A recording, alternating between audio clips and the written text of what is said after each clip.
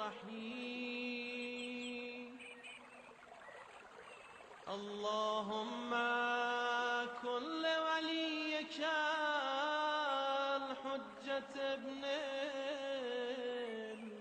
الحسن صلواتك عليه وعلى آبائه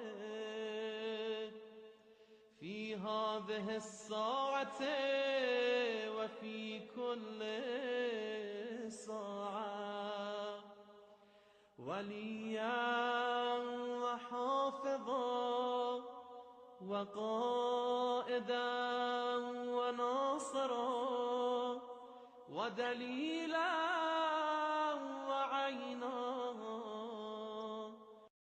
حتى